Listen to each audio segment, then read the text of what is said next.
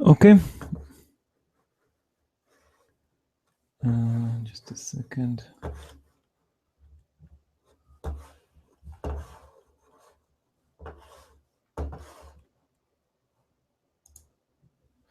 Good morning, everybody.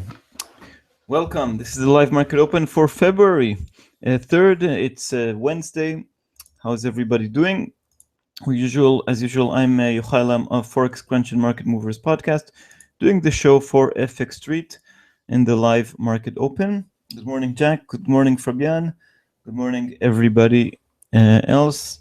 As usual, we'll cover the recent developments, charts, and levels next 24 hours, and of course, answer your questions. If you cannot see the chat box alongside the screen, good morning, everybody. This is the address on the screen, which you can go to for the chat, tlk.io/fxstreet-forex-live-video. Okay, let's begin. What's going on in markets? So, first of all, I want to thank one of you guys. I think it was Fabian, or was it? No, sorry, I can't remember who it was, but we talked about yesterday about the EU-UK agreement. Indeed, we have a draft deal. The details are very general, but it's certainly significant that they managed to reach some kind of a deal that seems favorable for David Cameron, especially on immigration. A deal to keep the United Kingdom within the EU. This helped the pound recover quite a bit, despite not so good figures from the construction PMI.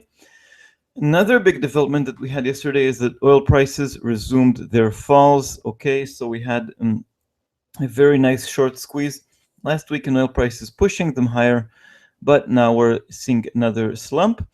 This has the biggest impact not on the loonie, but actually in the Japanese yen, pushing dollar yen back down, undoing the move by the Bank of Japan.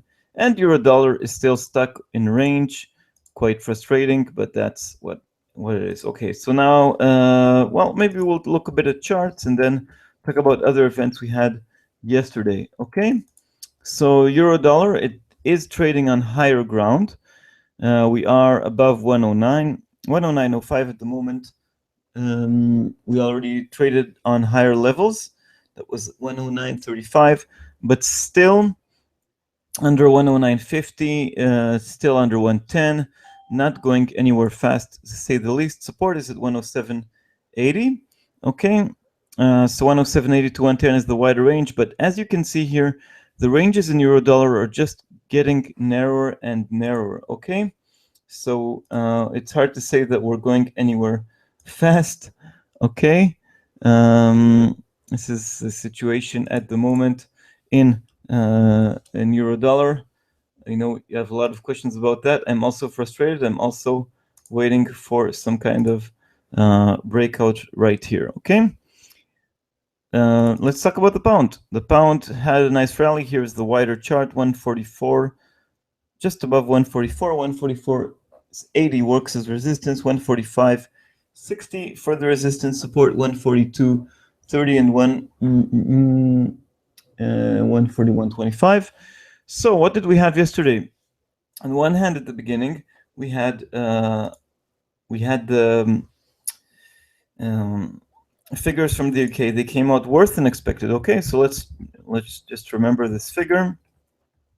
We had the UK construction PMI coming out worse than expected at 55 points. Okay, the 57.5 was expected. So we've seen this drop in the pound. Okay, that was here, if I'm not mistaken. Yeah, this was this drop, and then we had the news coming out of the negotiations with the European Union. Donald Tusk, David Cameron, and others talked about giving Britain the opportunity to reject benefits for migrants and a few other deals about getting the EU deal with Britain into the EU treaties. The details are relatively vague, but as I said yesterday, there's this feeling that Cameron wants to reach some kind of deal, whatever comes out, to declare it as a victory, to get over with the referendum, to get the majority for a stay in the Eurozone, stay in the European Union. and that's of course good for the pound because it's less uncertainty. Okay, but nothing is of course a done deal in the negotiations and not in the referendum. Anyway, we had this rally all the way up here to just above 144.40. I still see 143.60 as some kind of support, even though it's much weaker than it used to be. So we'll have to follow that as well. Today we have more interesting figures from the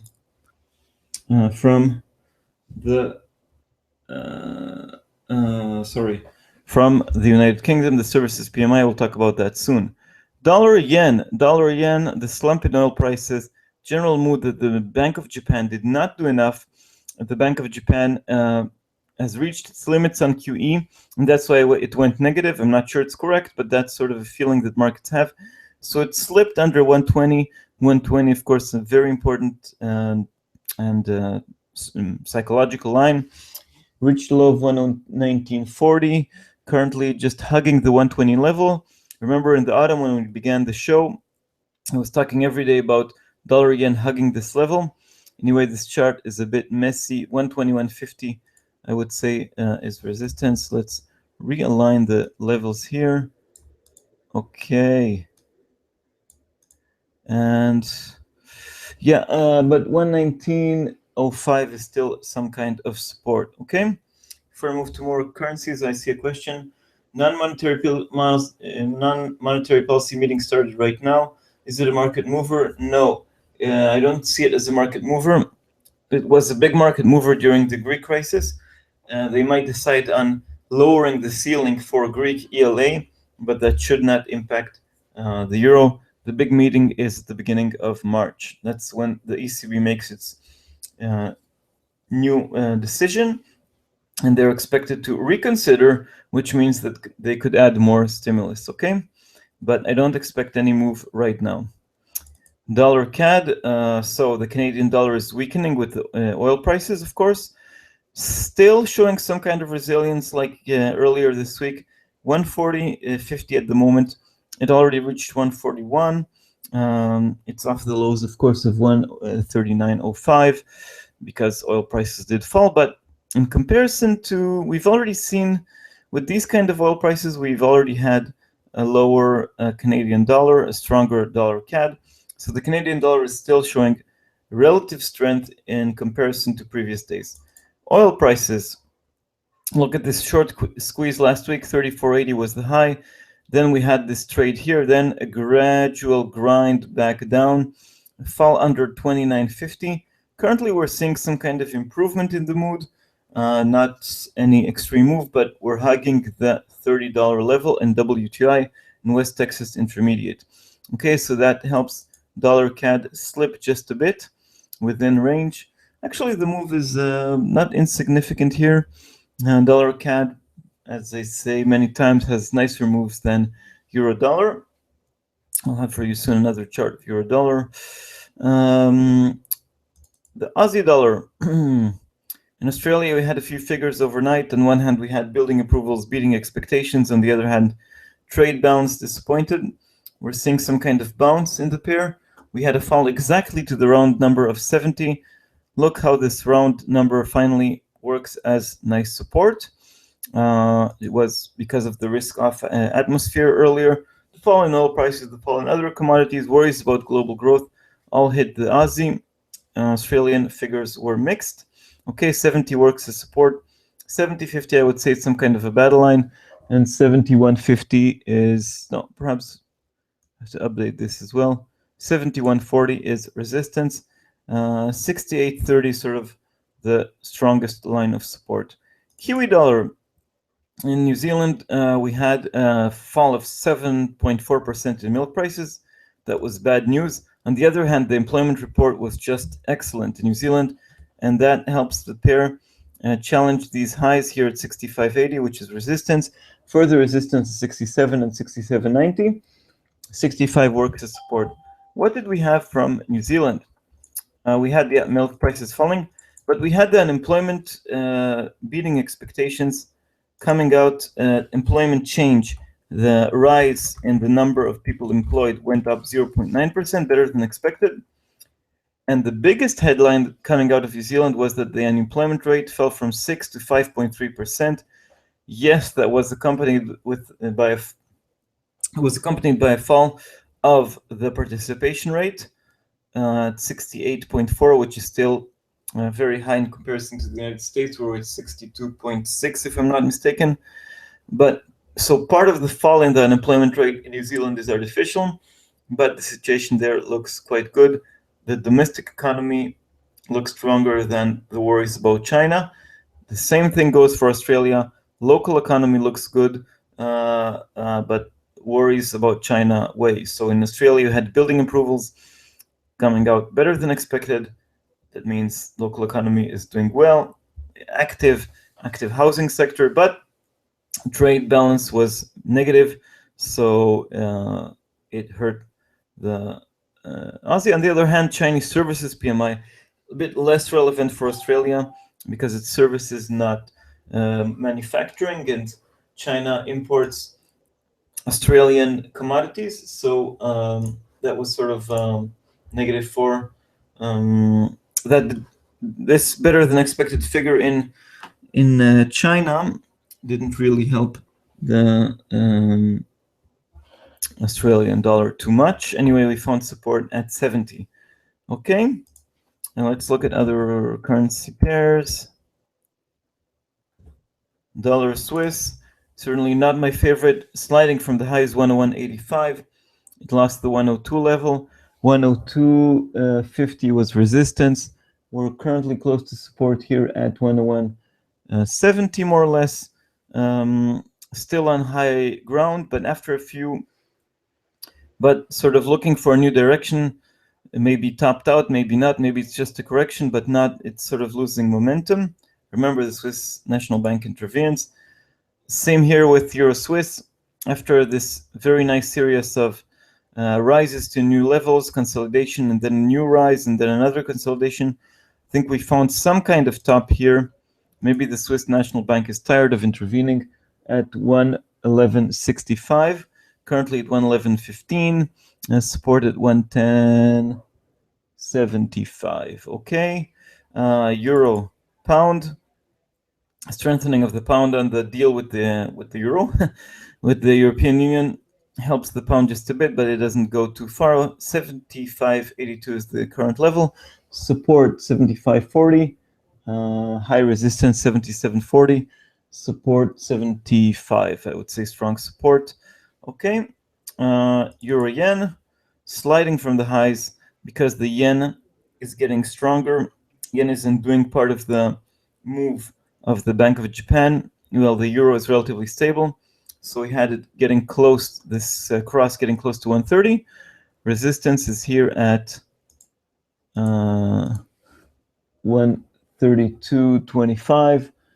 The previous range was 127 to 129, but we'll need another strengthening of the yen, another weakening of the euro to get back there. Okay.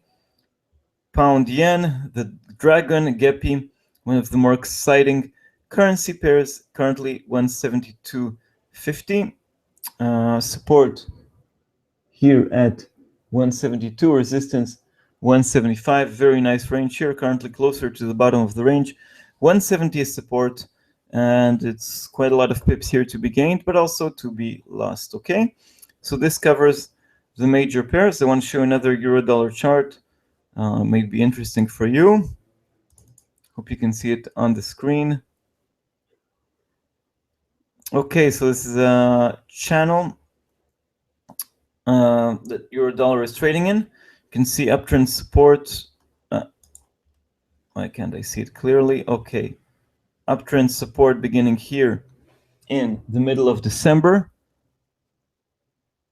Sorry, uptrend let me rephrase. Downtrend resistance beginning here at the middle of December, when after the peak seen after the ECB, the second peak at 110.70, 110.50, sorry.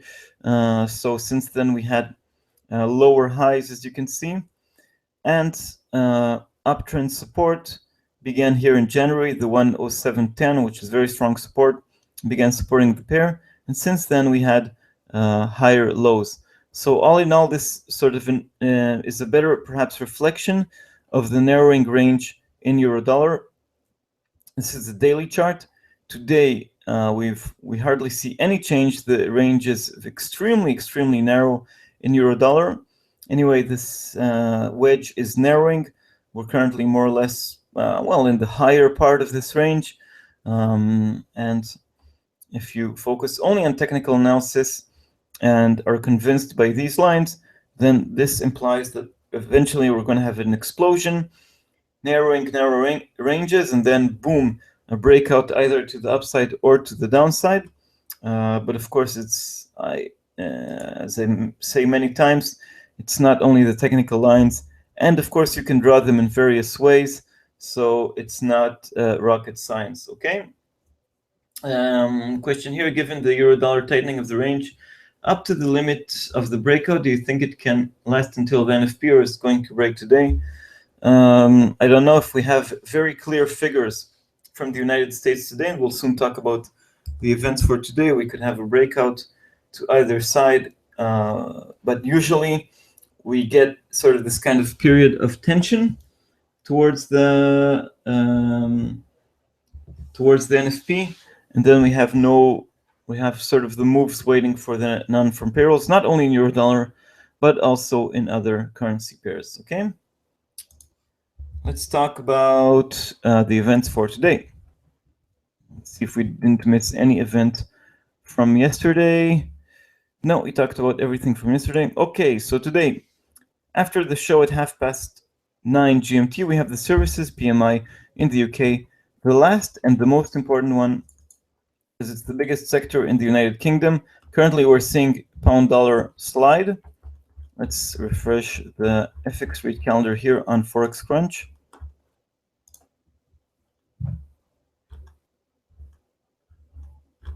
And let's see what we're expecting. So, we have no expectations here.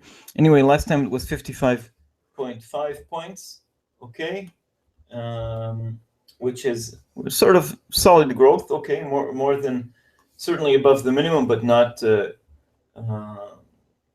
extreme growth. Let's put it this way. We're expecting more of the same this time, as you can see from here from the chart. We've already been on much higher ground at closer to around 60 points, and since then we did see a slide. But remember, the 50 line separates growth and contraction.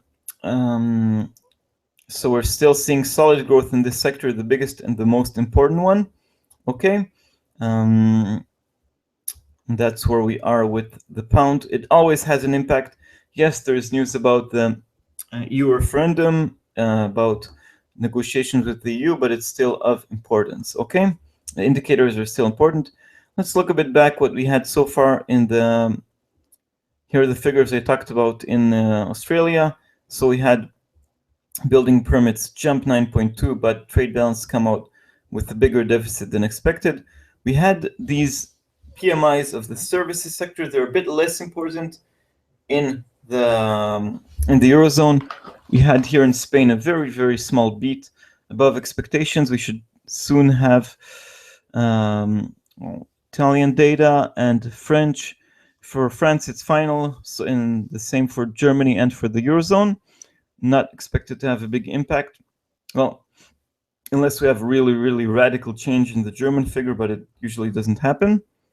Also today we have at 10 GMT, the European Commission releases growth forecasts. It happens only twice a year.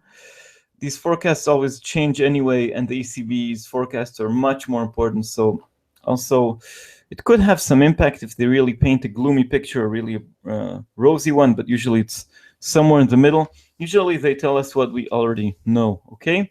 At 10 GMT, we also have retail sales from the Eurozone, expecting to see a small rise of 0.3% after a fall of the same rate. Year over year, more or less the same. Okay, but the big events for today come from the United States of America. ADP non-farm payrolls at 2:15 GMT. Last time it was really great, 257,000. And that gave us a big hint that the NFP will be great, okay? There isn't always a very, very strong correlation between the NFP, the ADP non-farm payrolls, which is a private company focusing only on the private sector, and the official numbers from the government. And of course, all the numbers are revised afterwards anyway. But in the past few months, we had a better correlation, so we might have a better one this time. A much weaker figure is on the cards this time. Still a strong one, 195,000 jobs gained against 257 last time. I suspect that given all the recent figures for the United States economy, for the US economy that were not so good, that employment might be lagging, that employment is still growing, but the actual situation of the economy is not so good. Then at quarter to 3 GMT, we have the market services PMI. It's the final read. Not so important, but more important one is the ISM non-manufacturing PMI. In the United States, the ISM PMIs are more important than markets. PMIs, a very, very small slide from 55.3 to 55.1 is expected. The figure to watch here is the more important one for the NFP. Of course, the headline moves markets, but if you want more hints for the NFP, it comes from the employment component. Yeah, okay. And at 3:30 GMT, we have the crude oil inventories. Remember, it's not only the crude oil, it's also the distillates, and it's critical for the Canadian dollar. Okay, what else do we have today? I have a speech from Draghi again. I must say that it's, Draghi speaks. It's not today, it's actually tomorrow as the show begins. Draghi will be speaking, so I'll of course mention it tomorrow during the show, but just want to give you a heads up. In his recent speeches, he just repeated the same thing. They're ready to act, ready to reconsider, but without giving us any details. But who knows, maybe this time he can move the markets. Of course, he moved markets in the rate decision in late January, but since then, he had a few public appearances and he didn't say anything of real importance. Okay? The question here, what is the market sentiment in anticipation of the NFP? Is it expected to be bullish or bearish for the dollar this time? Well, the sentiment, the expectation for the NFP, and let's look at the numbers, okay? First of all, most important figure is the headline figure. Same with the ADP, we're expecting a slide from the excellent report, 292,000 jobs gained in December. This time, we're back to normal levels of around 190,000. I mean, that's what's expected. The average hourly earnings year over year, they were at nice 2.5 last time. This time, more or less the same as expected. Month over month, 0.3 is expected. This has been very, very stable. I would say, and the unemployment rate is expected to remain at 5%. I would say the market is expecting a weaker rise in employment. We'll do a full preview on Friday, of course, but I think we're expecting a weaker figure. And the markets want to be sure that if it's weak enough, it means that the Fed is not going to hike in March, okay? Okay, now the chances for rate hike are already quite low after the recent statement, after the poor GDP figures, retail sales, manufacturing figures, you name it. But so far, employment and inflation look okay. If we have a weak enough figure, that'll sort of cement, that will close the door on a rate hike. That will be, in this case, they will be negative for the US dollar against commodity currencies because they could rally more free money from the Fed, more risk taking, but perhaps it could be negative for the euro and the yen. Okay, if we have a very positive figure from the United States, it's good news for America, but perhaps a more risk-off atmosphere in markets. That would mean stronger euro, stronger yen, weaker all the rest. Okay, that's sort of a very, very general and short preview. We'll do a bigger, longer preview on Friday. And we'll also have the data from today, which will, of course, impact the data from today will impact the expectations for the non-farm payroll. To remember that what we have currently on the calendar reflects only the current expectations. Now, this is the implied probability of rate hike from the bond market, and it already shows that the chances for rate hike are less than 10%. I think they're a bit higher than that. I think that if we have a strong NFP, the chances will rise back to around 60-70% against, and we'll still leave the option on the table. But anyway, it's not a fully done deal, so I think non-farm payrolls will still have an impact. Okay.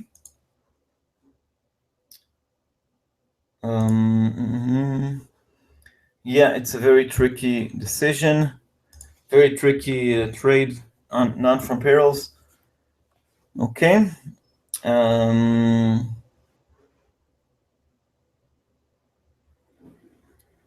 Any more questions? I see 20 people in the room. Reaction on euro-dollar completely fuzzy due to the safe haven risk-off sentiment in case of a stronger US dollar. Yes, euro-dollar is a problematic currency pair at the moment. Why is that? First of all, well, it's a safe haven pair, okay? It's a safe haven currency. It's all because of the ECB. It's all Draghi's fault, okay, if you want to put it simply. And we had, since June 2014, the ECB had a negative deposit rate.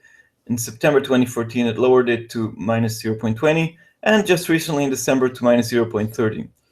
In addition, it announced the QE program in January 2015 and made some modifications in December 2015. This means that the ECB is pushing money out of the Eurozone because banks are punished for keeping money in banks, and the printed money eventually goes out. In December, they also pledged to buy bonds for every one that matures.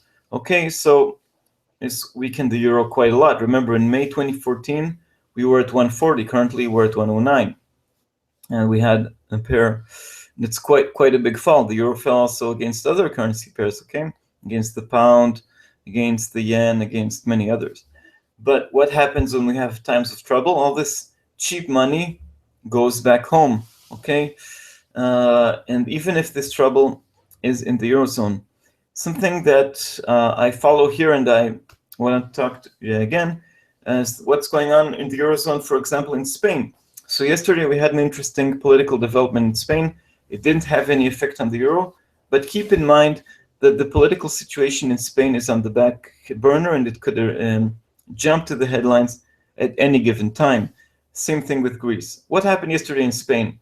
Yesterday, the second round of consultations with the king.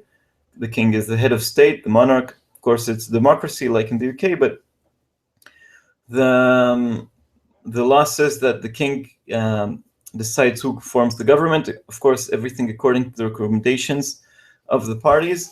So in the first round, we had the king offering the biggest party, the center-right PP, led by the current Prime Minister Mariano Rajoy. He was offered to form a government, but declined. He knew he didn't have enough support. So we had a second round, and this time the king gave the second biggest party, the Socialists, also mainstream center-left, Pedro Sanchez. He got the mandate. He gets the chance to try to form a government. Okay, so it's a bit complicated because he wants a government. He wants to be in the middle between the right and the left, but the right-wing parties will not go with him if he goes with the left, and the left-wing will not go with him if he goes with the right. So everything looks a bit complicated at the moment, and in addition, he will need support of separatist parties from the Basque Country, and more importantly, from Catalonia, where I am here. So everything looks a bit complicated. We're 6 weeks after the elections, still no new government. Okay, talked enough about Spain. Keep on following the story. I see here questions about other currency pairs. Euro Aussie and Euro CAD, interesting currency pairs. They offer, in many cases, better technical patterns than euro dollar, euro CAD. Okay. Found support here at 153. Resistance at 154.35. Okay, perhaps a bit lower. All in all, we're seeing this pair trending a bit higher, but all in all, it's still stuck in range. It's now at the higher end of the range, and we've seen it trade here at the lower part. Higher support 155.60, and further that was resistance, and further support at 151.50. Okay, very interesting pair to trade. If the gloomy mood continues in markets, we could have the pair continue higher because that supports the euro and hurts the Canadian dollar. The key release for today for this cross is not the figures from the Eurozone, but actually the oil inventories. If we have another big rise in oil, not only crude but also distillates, we could have euro CAD move higher. If we have a drawdown, we could have the pair, this cross, move lower. All in all, it's currently 153, sort of this pivotal line between the wider range. So it's in a quite an interesting technical situation, this pair. Euro Aussie reached resistance and failed to break. Higher 156 was resistance, currently 154.17. Support isn't that strong here at 153.27. Let's put support also here. 152.60 is another level of support, and resistance at 158.15. This pair, we have less Australian events and we're approaching the Chinese New Year. So I would say it will move more on the euro, contrary to the other pair, to euro CAD, that will move more on Canadian developments. Okay, so also interesting in technical terms, both currency pairs feature on one hand the euro, which is a safe haven, on the other hand commodity currencies, which move on which are risk currencies. Anyway, I think euro CAD could be a bit more interesting today, but both currency pairs or crosses, I think, provide nice opportunities. Okay, the mood in markets currently can be best defined by oil prices, even though oil prices move not only by global demand, which defines the mood. Okay, when we have good news from the world, we have higher oil prices because we expect higher demand. Stronger Chinese data, stronger US data, stronger European data is good. When we have weakness all around, it's bad for oil prices because there's less demand. But oil also moves on supply. Last week we had talk about collaboration between Russia and Saudi Arabia to cut production. These talks never really materialized. We're now seeing a fade of this rally. Okay, we had this short squeeze all the way to 34.80, and now we're already about 15% down from the highs. Okay, so in general, I see oil prices as having more potential to the downside until we really hear about a fall in production or about a rise in demand. We still haven't heard that. Still too much oil sloshing around the world. Too much inventories continue rising. Iran is coming back online. So far, most countries are not really ready to cut their production until they're forced to. And Indian demand is only a bit compensating, only a bit in comparison to the slowdown in China. Okay.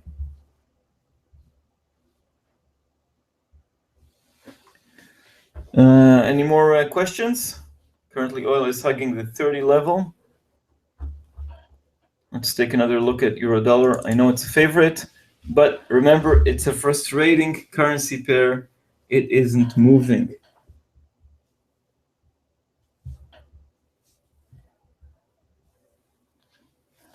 Yeah, another question. Where can we go on the web to get updated on the mood of markets in real time? Economic calendar doesn't tell that. Yeah, well, you can see that in the price of oil. You can read news on FX Street, on Forex Crunch, and other lots of other websites out there. But of course, I want to promote the site that hosts me and my own site. Well, of course, lots of other ones as well. You can just look at stock markets as well. Most important one for the European opening is the Chinese stock market. No, but also the European stock markets, and of course the most important stock market in the world is in the United States, the S&P. Currently, futures, I think this reflects futures, they're a bit moving to the upside. So we're already off the lows, but not going anywhere fast. Question, what about Kiwi dollar? This is the exception to the rule of weaker commodity prices, weaker commodity currencies, because we had an excellent jobs report in New Zealand, a nice rise in employment, 0.9% quarter over quarter in the fourth quarter, and the unemployment rate fell to 5.3. Yes, also due to a fall in the participation rate, but it's still a high figure. Yeah, it's not always updated live. We don't provide a barometer of market mood, but you can see it in news. And of course, the mood changes all the time, and it's never a one-way street. If I say that the mood is negative, we still see a positive Kiwi because of the good New Zealand currencies. In general, it's not only market mood, it's also the individual currencies. For instance, yesterday, we had the pound jumping because of the news. The Kiwi jumped because of the news, the local news. Okay? The yen perhaps is the best barometer also for risk on, risk off, and the euro is stuck in range quite a lot. Okay? Anyway, for the Kiwi, jump to the next question, but answering about the Kiwi, we have it currently above this resistance at 65.85, further resistance 67, 67.90, support at 65 and 64.15.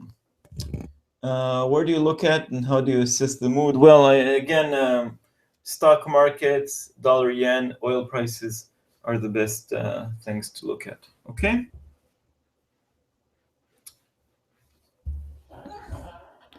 Let's take another look at the events of the week just to get a bit of sort of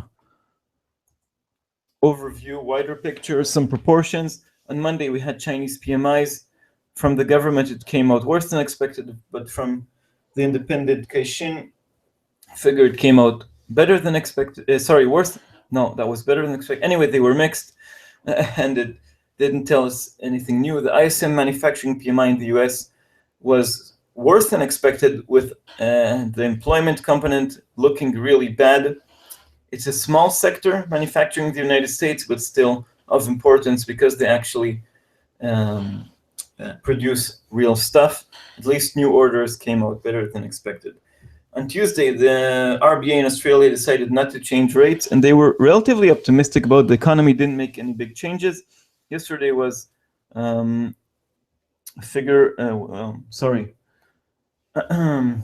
had figures from New Zealand. Milk prices disappointed with the fall of 7%, but employment came out superb. Thanks, Jax. Nice recovery. All right. And on Wednesday, today, we have key figures for the non-farm payrolls, really focused on the United States today.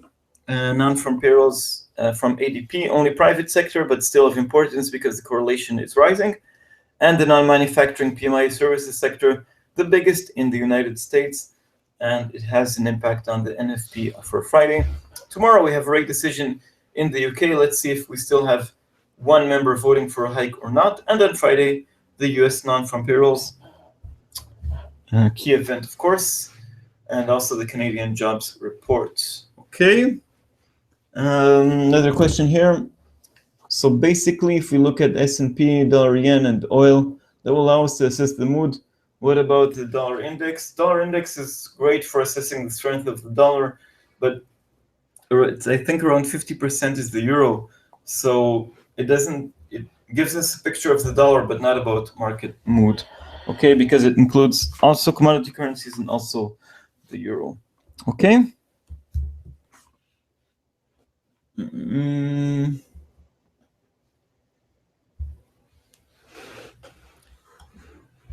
All right. So it's quite a busy week. It's always the first week of the month. Let's take another look at charts and then get to the wrap up for today. So euro dollar, as usual, very, very frustrating. Perhaps if you want the more interesting picture, it's this one. It's a daily chart, and as you can see, the range is narrowing and narrowing and narrowing. In theory, according to pure technical analysis, and if you believe these lines, we're about to see some kind of explosion. Maybe we're leaning a bit more to the upside, but I wouldn't say the moves are huge. I also hope and pray for some kind of breakout, but it's a bit frustrating. Okay.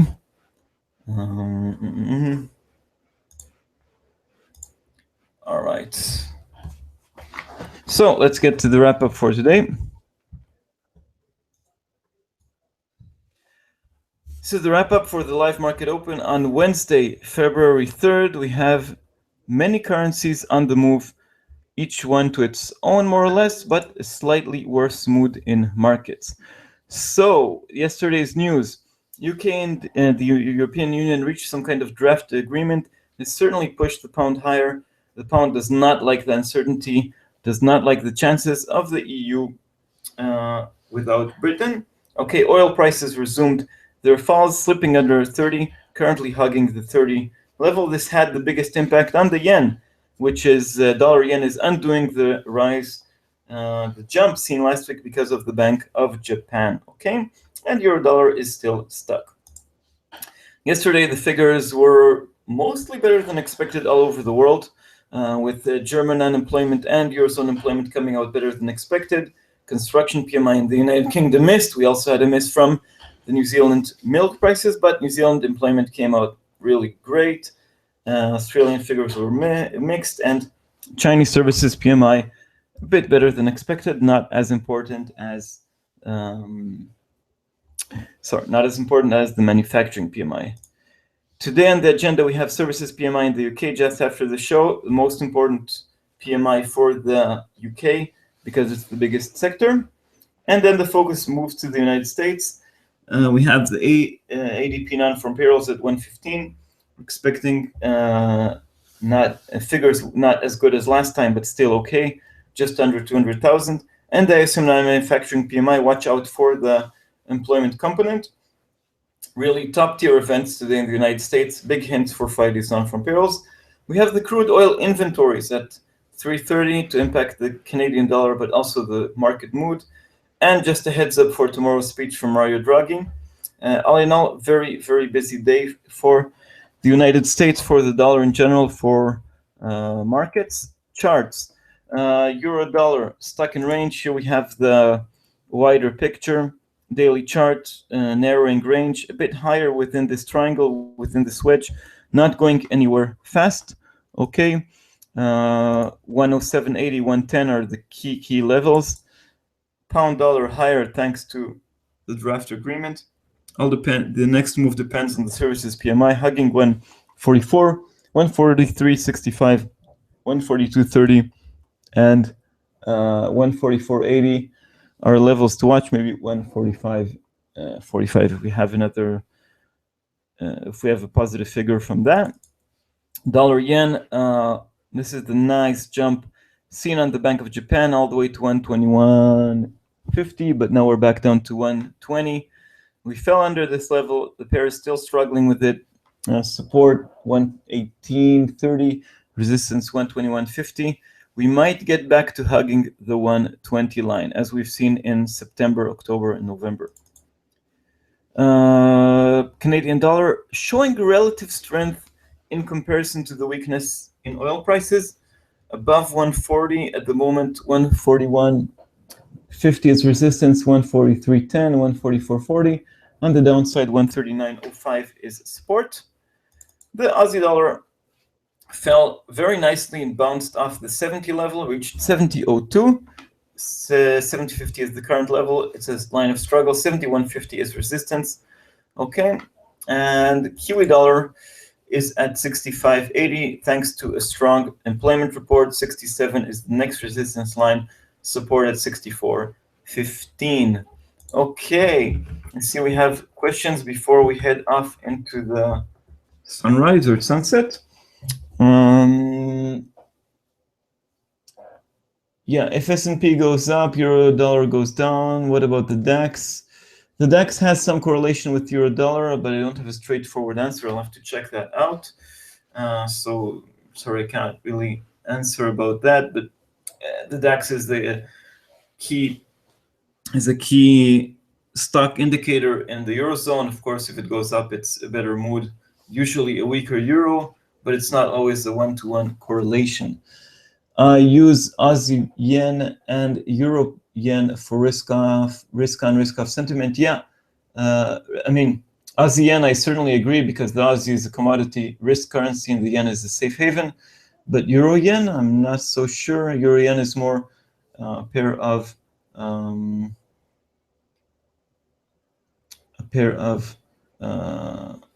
safe haven. So I certainly agree about Aussie yen, but don't agree about Euro yen. So Aussie yen, let's just take a quick look before we head off. Should have it here somewhere. Yeah. So this slide here reflects a worsening of the mood, stronger yen, weaker Aussie. And this small improvement is sort of a bounce. This specific pair, 84.60 at the moment, 83.70 has been the low. Also quite a lot of pips to be lost and gained. 86.50 is resistance. Yeah, I think the Aussie yen is a great indicator of mood. Euro yen, not so. Okay. Another comment, I don't think Kiwi will keep going up. Yeah, the Kiwi had its time in the sun thanks to better employment report, but now with no new data from New Zealand, we'll have to see what's going on in markets for the next move in the Kiwi. But this was certainly good news about the local economy in New Zealand. Okay. Yeah, yen crosses are retracing at the moment. Okay. Girls and boys, thank you very much for coming to the show. Thanks for the great questions. I wish everybody a safe and successful day in the markets. And as usual, we'll be here tomorrow talking about all the figures we have today, preparing you for the Bank of England and also NFP. So that's it for today. Thank you and bye-bye.